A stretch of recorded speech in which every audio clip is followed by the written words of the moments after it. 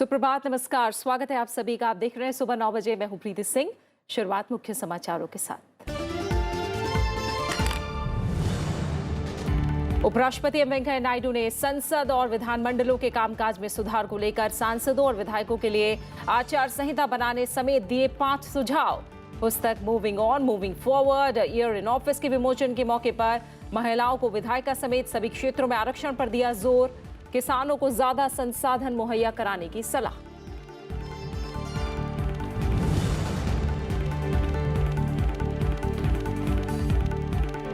उपराष्ट्रपति के तौर पर एम वेंकैया नायडू के 1 साल के कार्यकाल पर पुस्तक का प्रधानमंत्री नरेंद्र मोदी ने किया विमोचन। कहा, एम वेंकैया नायडू ने सभी जिम्मेदारियों और भूमिकाओं को बखूबी दिया अंजाम। पूर्व प्रधानमंत्री मनमोहन सिंह और एच डी देवेगौड़ा ने उपराष्ट्रपति की प्रशासनिक कुशलता और समर्पण को सराहा।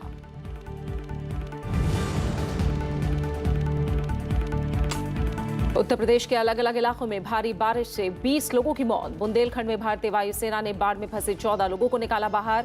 48 घंटों के दौरान भारी बारिश की चेतावनी। उत्तराखंड में भारी बारिश के बाद कई जगहों पर भूस्खलन से जनजीवन पर असर।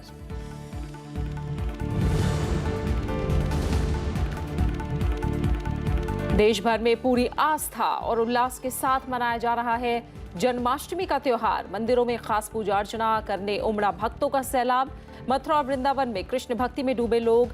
राष्ट्रपति, उपराष्ट्रपति और प्रधानमंत्री ने दी शुभकामनाएं।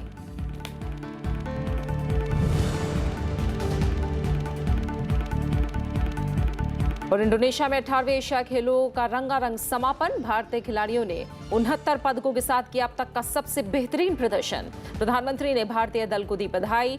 भारतीय खेलों के लिए बताया सकारात्मक संकेत।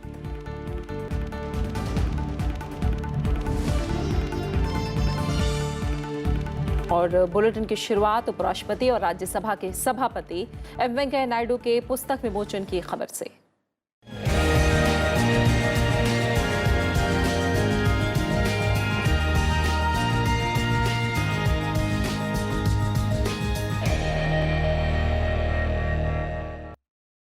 उपराष्ट्रपति और राज्यसभा के सभापति एम वेंकैया नायडू ने राजनीतिक दलों से अपने सांसदों और विधायकों के लिए एक आचार संहिता बनाने का सुझाव दिया है, जिससे विधायिका के प्रभावी कामकाज में मदद मिलेगी और संसदीय संस्थाओं में लोगों का भरोसा बहाल होगा। उपराष्ट्रपति के तौर पर अपने 1 साल के कार्यकाल पर पुस्तक moving on moving forward year in office के विमोचन के मौके पर उन्होंने राजनीतिक दलों से राष्ट्रीय महत्व के मसलों पर दलगत हितों से ऊपर उठकर एकजुट होने पर जोर दिया। उपराष्ट्रपति के तौर पर अपने 1 साल के कार्यकाल के अनुभवों को लेकर किताब के विमोचन के मौके पर एम वेंकैया नायडू ने देश में जनप्रतिनिधियों के कामकाज के तरीके पर चिंता जताई। उन्होंने इसमें सुधार के लिए 5 सुझाव रखे। इनमें सदन के भीतर और बाहर सांसदों और विधायकों के लिए आचरण संहिता, पार्टी बदलने से पहले सदन से इस्तीफा, दल बदल कानून से जुड़े मामलों का निपटारा 3 महीने के भीतर करना शामिल है। इसके अलावा उन्होंने नेताओं के खिलाफ चुनाव से जुड़े मामले और आपराधिक मामलों के जल्द निपटारे के ऊपरी अदालतों में विशेष बेंच बनाने का सुझाव दिया। उपराष्ट्रपति ने साफ सुथरी राजनीति और राज्यों में विधान परिषद बनाने के लिए राष्ट्रीय नीति पर जोर दिया। Political parties must evolve a consensus on the code of conduct for their members, both inside the legislature and outside of it. Otherwise, people will lose confidence after seeing what is happening at times. There has to, because after all, our system is based on political parties, Indian parliamentary democracy. It's not mere members, the parties, because we have whip and we have voting also, we have disqualification also on the basis of political parties' directives. So I hope at the earliest, all the parties come together. There's no meaning in this party has done. You say, no, they have also done it. And they say, you have done it earlier. And you say that you have done much more earlier.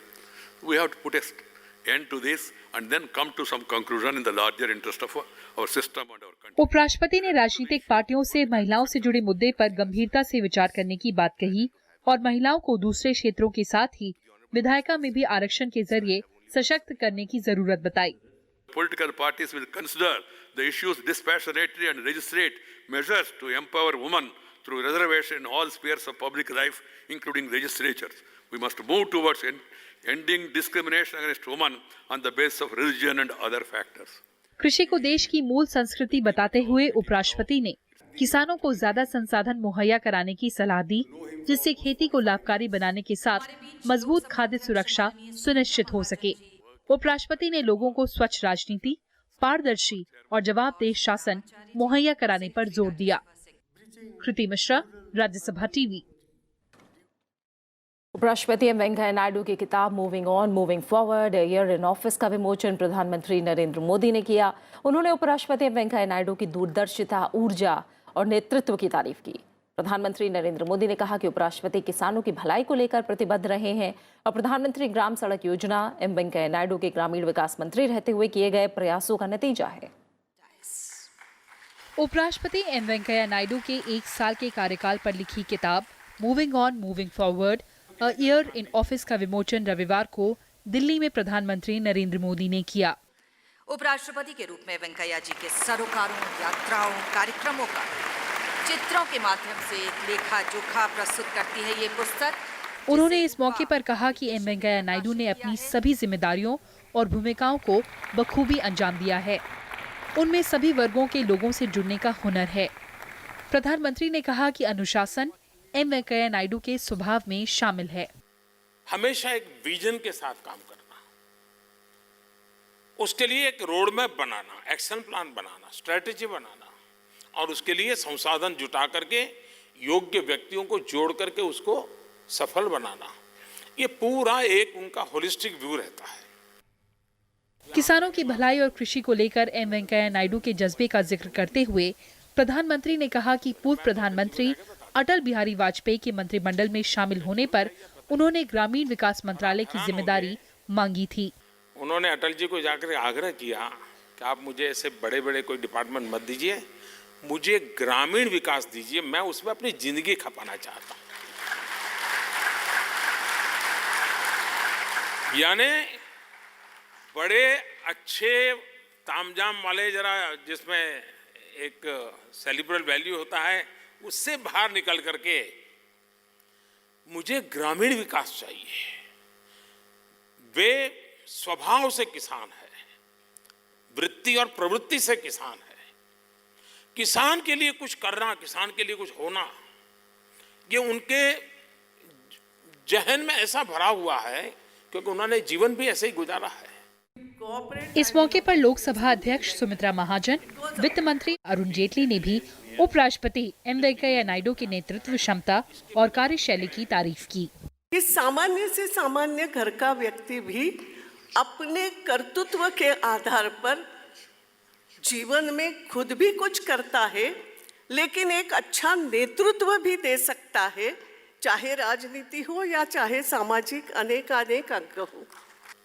That his activities were always 24/7 into 365. I don't think he's taken rest ever for a single day ever since I've known him. प्रधानमंत्री ने उपराष्ट्रपति की वाक्पटुता की तारीफ की, साथ ही राज्यसभा के सभापति के रूप में संसद के भीतर और उपराष्ट्रपति के तौर पर 1 साल की उनकी उपलब्धियों की तारीफ की। कृति मिश्रा, राज्यसभा टीवी। उपराष्ट्रपति की पुस्तक विमोचन के मौके पर पूर्व प्रधानमंत्री एच.डी. देवेगौड़ा और मनमोहन सिंह भी मौजूद रहे। एच.डी. देवेगौड़ा ने कहा कि सभापति के तौर पर एम वेंकैया नायडू राज्यसभा की मर्यादा और शुचिता बनाए रखने के लिए शानदार काम कर रहे हैं। पूर्व प्रधानमंत्री मनमोहन सिंह ने कहा कि उपराष्ट्रपति कार्यालय को उनके प्रशासनिक और राजनीतिक अनुभव का काफी लाभ मिला है।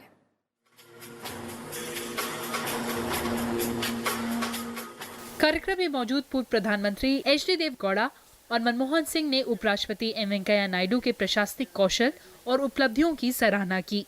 एच.डी. देवेगौड़ा ने कहा कि आज सदन चलाना एक जटिल काम बन गया है। ऐसे में राज्यसभा के सभापति के रूप में एम वेंकैया नायडू ने सदन में सभी पक्षों के हितों की रक्षा की है। Has done his best to protect the dignity and decency while conducting business. वहीं पूर्व प्रधानमंत्री मनमोहन सिंह ने उपराष्ट्रपति के 1 साल के कार्यकाल के दौरान 28 राज्यों के दौरे और हर क्षेत्रों के लोगों से मुलाकात को अहम करार दिया। Visited 56 universities, 15 research institutions, addressed 29 convocations, reached out to 450 people every day and met 22 foreign leaders in India, visited 3 Latin American countries, 27 bills passed in the 3 sessions of the Rajya Sabha. The achievements of the Honorable Vice President are truly praiseworthy. 245 page की moving on moving forward a year in office किताब में 7 chapter हैं, जिसमें उपराष्ट्रपति ने 4 अहम मुद्दों पर फोकस किया है। इसमें किसानों के बेहतरी के लिए एक प्रभावी पारिस्थितिकी तंत्र की आवश्यकता, लोगों के जीवन को बेहतर बनाने के लिए वैज्ञानिक प्रगति, समृद्ध भारत विरासत के बारे में जन जागरूकता शामिल है। पुस्तक का विमोचन पहले होने वाला था, लेकिन पूर्व प्रधानमंत्री अटल बिहारी वाजपेयी के निधन के चलते इसे टाल दिया गया था। कृति मिश्रा, राज्यसभा टीवी। प्रसार भारती अध्यक्ष ए सूर्यप्रकाश ने पुस्तक विमोचन कार्यक्रम के दौरान उपराष्ट्रपति वेंकैया नायडू की ओर से दिए गए सुझावों का स्वागत किया है। उन्होंने कहा कि उपराष्ट्रपति के सुझाव पर अमल से संसद और विधानमंडलों के कामकाज में सुधार होगा। This is the first time I have heard a national leader say all states must have bicameral legislature. I think across political parties, there needs to be a debate on this and on the need for this. The other thing he spoke about was a code of conduct for members of parliament.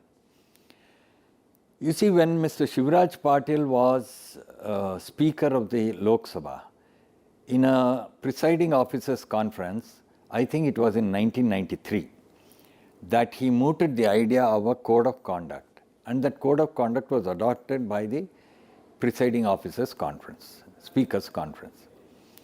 Later, both houses of parliament adopted it, in the sense that the ethics committees of the 2 houses adopted it. Question now is one of enforcement.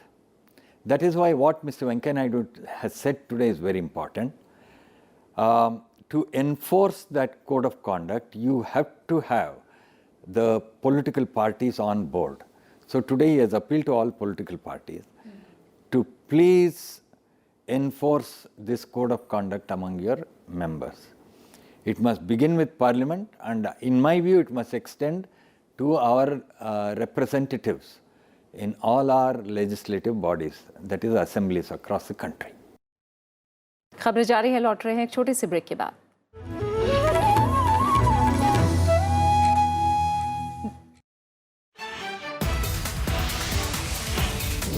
On this edition of India's World, we will analyze the 6th RCEP meet.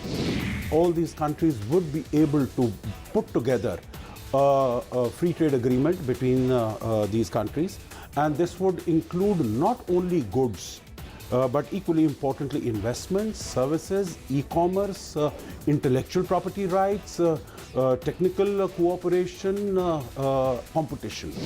Time has come within the country that we scale up importance of having this kind of trading arrangement in place to be taken up at the highest political level. So hard negotiations where we can create more space for Indian services to be really delivered in some of these nations, and fighting for our interests. And I think that's what all countries are doing, and I think some countries are definitely more influential than others.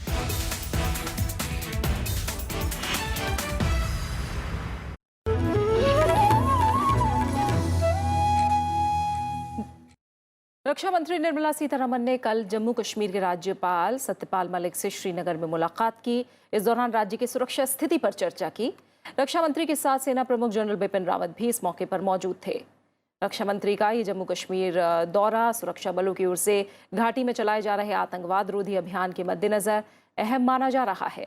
राज्यपाल और रक्षा मंत्री के बीच बैठक में राज्य में आगामी स्थानीय निकाय और पंचायती चुनाव और विशेष रूप से लद्दाख क्षेत्रों में सड़क संपर्क सुविधाएं बढ़ाने पर भी चर्चा की गई। इससे पहले रक्षा मंत्री निर्मला सीतारमण जनरल बिपिन रावत के साथ उत्तरी कश्मीर में अग्रिम बलबीर चौकी पर गईं और वहां तैनात सैनिकों से बातचीत की। वो इस चौकी का दौरा करने वाली पहली रक्षा मंत्री हैं। दवाओं के ऑनलाइन बिक्री के नियमन के लिए सरकार कानूनी ढांचा तैयार करने के कवायद में लगी है। सरकार की ओर से जारी मसौदा नियम में ई फार्मेसी के 1 पॉइंट रजिस्ट्रेशन और बिक्री की प्रक्रिया तय की गई है।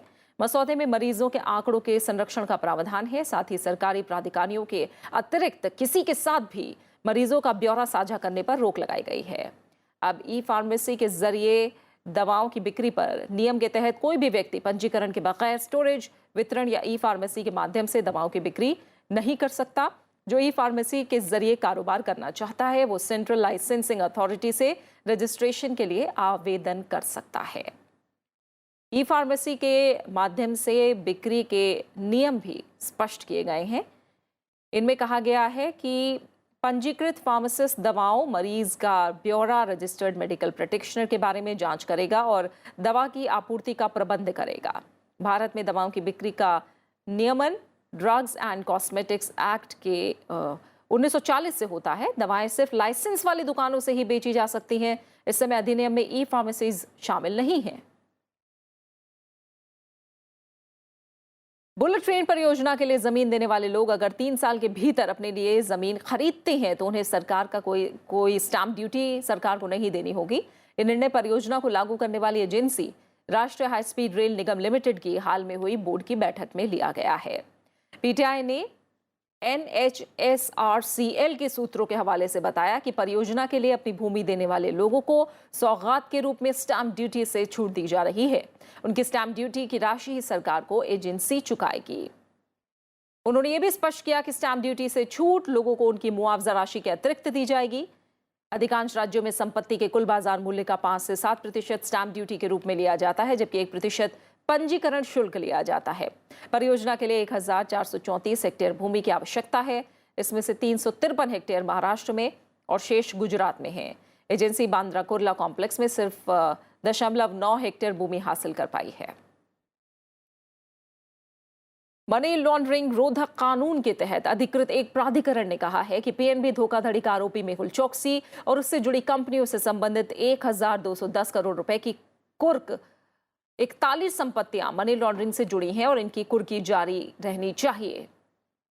प्रवर्तन निदेशालय ने इन संपत्तियों को कुर्क किया है। पंजाब नेशनल बैंक की मुख्य शाखा में कथित धोखाधड़ी में केंद्रीय जांच एजेंसी ने इस साल फरवरी में अस्थायी तौर पर मुंबई में 15 फ्लैट और 17 कार्यालय परिसर, कोलकाता में 1 मॉल, अलीबाग में 4 एकड़ का फार्म हाउस और महाराष्ट्र के नासिक, नागपुर और पनवेल और तमिलनाडु के विल्लुपुरम में 231 एकड़ जमीन कुर्क की गई थी।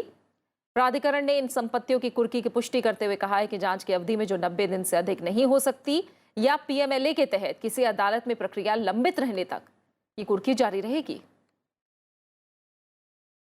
राष्ट्रपति रामनाथ कोविंद 3 देशों साइप्रस, बुल्गारिया और चेक गणराज्य की 8 दिन की यात्रा के पहले चरण में कल साइप्रस की राजधानी निकोसिया पहुंचे, जहां उनका भव्य स्वागत किया गया। साइप्रस की ऊर्जा, वाणिज्य, उद्योग और पर्यटन मंत्री ने लारनाका हवाई अड्डे पर उनका स्वागत किया। राष्ट्रपति का आज वहां के राष्ट्रपति निकोस से मुलाकात का कार्यक्रम है। इसके बाद दोनों देशों के बीच शिष्टमंडल स्तर की वार्ता होगी और समझौता ज्ञापनों पर हस्ताक्षर किए जाएंगे। राष्ट्रपति की साइप्रस यात्रा से दोनों देशों के आर्थिक संबंध और गहरे होने की उम्मीद है। कल राष्ट्रपति रामनाथ कोविंद ने साइप्रस में भारतीय समुदाय के लोगों की ओर से आयोजित अभिनंदन समारोह में हिस्सा लिया। उन्होंने साइप्रस के विकास में भारतीय समुदाय के लोगों के योगदान की सराहना की और कहा कि विदेशों में रहने वाले भारतीय समुदाय को देश का सच्चा सांस्कृतिक दूत बताया है। राष्ट्रपति 4 सितंबर को बुल्गारिया जाएंगे। आखिरी चरण में राष्ट्रपति चेक गणराज्य पहुंचेंगे। यहां वो शीर्ष नेताओं के साथ मुलाकात के अलावा बिजनेस फोरम की बैठक में शिरकत करेंगे। भारतीय समुदाय यहाँ शांति प्रेमी समुदाय के रूप में सम्मानित है। आप लोग स्थानीय समाज में अच्छी तरह घुल मिल गए हैं। इसके साथ ही आप साइप्रस के सामाजिक आर्थिक विकास में तथा साइप्रस की तरक्की में अपना योगदान भी कर रहे हैं। आपके इस योगदान की सराहना साइप्रस की सरकार और यहाँ की जनता में भी साफ तौर पर देखी जाती है। अपने कठिन परिश्रम और डेडिकेशन से आपने हमें भी गौरव प्रदान किया है। हम भारतीय इस मायने में भाग्यशाली हैं कि हम जहाँ भी जाते हैं वहाँ के लोगों के साथ साझा करने के लिए हमारे पास बहुत कुछ होता है। मुझे खुशी है कि आपने इस देश में अपनी सांस्कृतिक परंपरा को जीवंत बनाए रखा है। मुझे बताया गया है कि आप यहाँ पूरे उल्लास उत्साह के साथ बैसाखी, होली, दिवाली, ईद और अन्य भारतीय त्यौहार भी सेलिब्रेट करते हैं। और एक अहम अंतर्राष्ट्रीय खबर में पाकिस्तान को बड़ा झटका देते हुए अमेरिका ने $300 मिलियन यानी तकरीबन 2100 करोड़ रुपए सहायता राशि पर रोक लगा दी है। हक्कानी नेटवर्क और लश्कर तैयबा के आतंकियों के खिलाफ पाकिस्तान की लचर कार्रवाई को देखते हुए ट्रंप प्रशासन ने फैसला लिया है। अमेरिका ने यह फैसला अमेरिकी विदेश मंत्री माइक पॉम्पियो के पाकिस्तान दौरे के एक दिन पहले लिया है, जहां वो पाकिस्तान के नए प्रधानमंत्री इमरान खान से मिलने वाले हैं। अमेरिकी सेना की ओर से कहा गया है कि जिस तरह से पाकिस्तान आतंकवाद के खिलाफ कदम उठाने में नाकाम रहा है, उसे देखते हुए आर्थिक मदद को रोकने का फैसला लिया गया है। देश भर में कृष्ण जन्माष्टमी का त्योहार पूरी आस्था और विश्वास के साथ मनाया जा रहा है। कृष्ण भक्तों में खासा उत्साह देखा जा रहा है। मंदिरों में भक्तों की भारी भीड़ उमड़ रही है। मंदिरों में आस्था का जन सैलाब उमड़ा है। भगवान श्री कृष्ण जन्मस्थली मथुरा में भी लोग कृष्ण भक्ति में डूबे हैं। मंदिरों में खास पूजा अर्चना की जा रही है। बाजारों में भी खास रौनक दिख रही है। भक्तों की भीड़ को देखते हुए सुरक्षा के भी चाक चौबंद इंतजाम किए गए हैं। 3 तस्वीरें इस समय आप देख रहे हैं, ये मथुरा, दिल्ली और पुंछ की हैं, जहां पूरा वातावरण भक्तिमय बना हुआ है। लोग कृष्ण भक्ति में सराबोर हैं। इस मौके पर लोगों को बधाई देते हुए राष्ट्रपति रामनाथ कोविंद ने भगवान कृष्ण के निष्काम कर्म के उपदेश का जिक्र किया। उन्होंने कहा कि भगवान कृष्ण के जीवन और उपदेशों में एक सार्वभौमिक संदेश है, निष्काम कर्म का संदेश। भगवान कृष्ण ने अपने संदेश में बिना फल की चिंता किए अपना कर्म करते रहने का उपदेश दिया है। उपराष्ट्रपति वेंकैया नायडू ने अपने बधाई संदेश में कहा है कि भगवान श्री कृष्ण द्वारा भगवद गीता में फल की चिंता किए बिना अपने कर्तव्यों का लगन के साथ निष्पादन करने का शाश्वत संदेश पूरी मानवता के लिए प्रेरणा का स्रोत है। प्रधानमंत्री नरेंद्र मोदी ने भी इस मौके पर लोगों को बधाई दी है।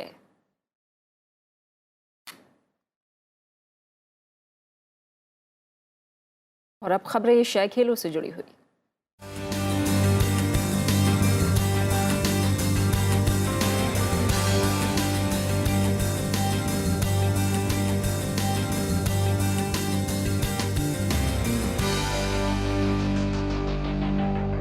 इंडोनेशिया के जकार्ता और पालेम्बांग में 18 अगस्त को शुरू हुए 18वें एशियाई खेलों का कल रंगारंग समापन हो गया। भारतीय महिला हॉकी टीम की कप्तान रानी रामपाल ने समापन समारोह में तिरंगा लेकर भारतीय दल का नेतृत्व किया। 18 अगस्त से 2 सितंबर तक खेले गए इन खेलों में 45 देशों के 11,000 से ज्यादा एथलीट्स ने हिस्सा लिया। भारत ने ऐतिहासिक प्रदर्शन करते हुए कुल 69 पदक जीते हैं। इसमें 15 गोल्ड, 24 सिल्वर और 30 कांस्य पदक शामिल हैं। भारत ने एशियाई खेलों में सबसे ज्यादा गोल्ड मेडल जीतने के रिकॉर्ड की बराबरी कर ली है। भारत ने साल 1951 में 15 स्वर्ण पदक जीते थे। सर्वश्रेष्ठ प्रदर्शन करते हुए भारत पदक तालिका में 8वें नंबर पर रहा। 18वें एशियाई खेलों में भारत ने एथलेटिक्स में 19 पदक जीते हैं। शूटिंग में 9 पदक, कुश्ती में 3, ब्रिज में 3, रोइंग में 3, टेनिस में 3, मुक्केबाजी में 2 पदक, निशानेबाजी में 2, घुड़सवारी में 2 पदक, स्क्वैश में 5, नौकायन में 3 पदक, बैडमिंटन में 2, हॉकी में 2, कबड्डी में भी 2, वहीं कुराश में 2 पदक, वुशु में 4, टेबल टेनिस में 2 और सेप टेकरा में 1 पदक हासिल किया है।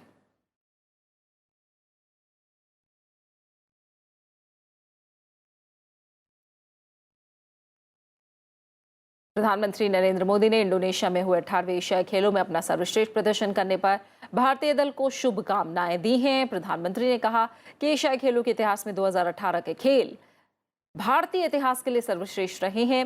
जिन खिलाड़ियों ने खेलों में हिस्सा लिया वो भारत की शान हैं। 18वें एशियाई खेलों में कई भारतीय खिलाड़ियों ने इतिहास रचा और सर्वश्रेष्ठ प्रदर्शन किया। 15 वर्षीय शार्दुल विहान ने पुरुषों की डबल ट्रैप स्पर्धा में सिल्वर मेडल हासिल किया। इसके साथ ही वो एशियाई खेलों में सबसे कम उम्र में पदक जीतने वाले भारतीय बन गए हैं। शार्दुल विहान निशानेबाजी की डबल ट्रैप में दूसरे स्थान पर रहे। वहीं 16 वर्षीय सौरभ चौधरी ने 10 मीटर एयर पिस्टल में भारत के लिए स्वर्ण पदक जीतकर इतिहास रचा है। वो एशियाई खेलों में सबसे कम उम्र में स्वर्ण पदक जीतने वाले खिलाड़ी बन गए हैं।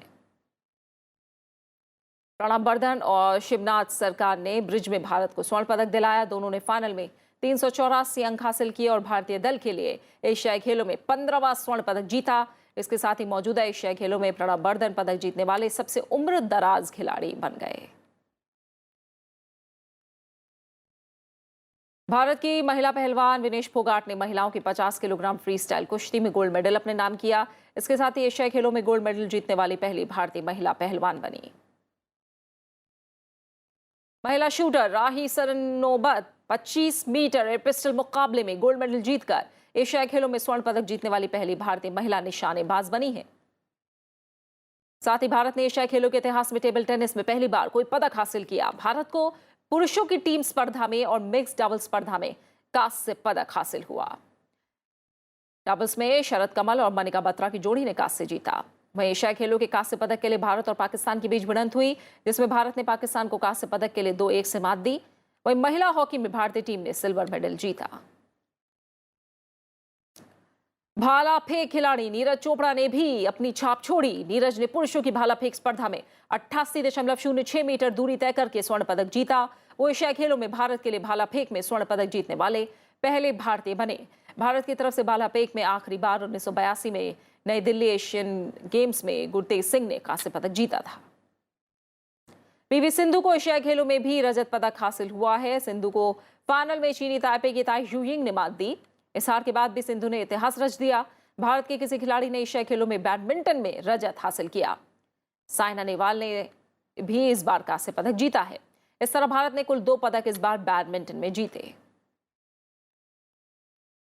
भारत की स्वप्ना बर्मन एशियाई खेलों में हेप्टाथलॉन में स्वर्ण पदक जीतने वाली पहली भारतीय बनी। उनसे पहले और कोई भारतीय ऐसा नहीं कर सका। स्वप्ना ने हेप्टाथलॉन 800 मीटर की रेस में 808 अंक हासिल किए और 7 अलग अलग इवेंट में कुल 6000 अंकों के साथ गोल्ड पर कब्जा जमाया। सेपक टैक्रा में भारत को 18वें एशियाई खेलों में पुरुषों की टीम स्पर्धा में कांस्य पदक मिला।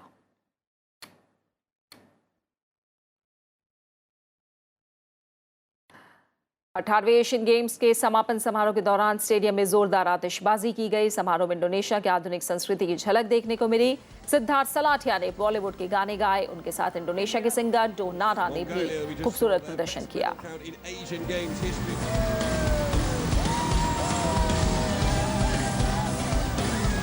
Korean team.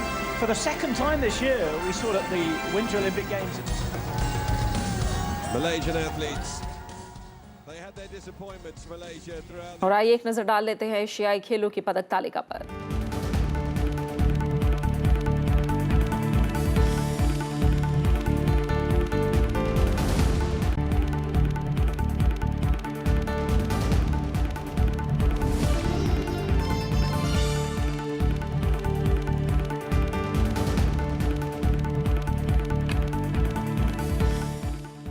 और मौसम से जुड़ी खबर। उत्तर प्रदेश के कई जिलों में मूसलाधार बारिश से लोगों की मुश्किलें बढ़ गई हैं। भारी बारिश की वजह से राज्य के कई इलाकों में बाढ़ जैसे हालात हैं।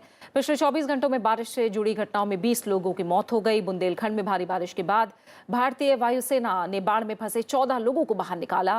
मौसम विभाग ने अगले 48 घंटों के दौरान भारी बारिश की चेतावनी जारी की है। इधर उत्तराखंड में भी बारिश से आम जनजीवन बेहाल है। भारी बारिश के बाद कई जगहों पर हुए भूस्खलन की वजह से यातायात बाधित है।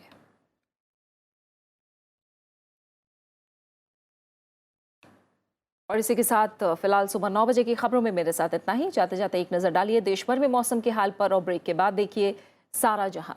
नमस्कार।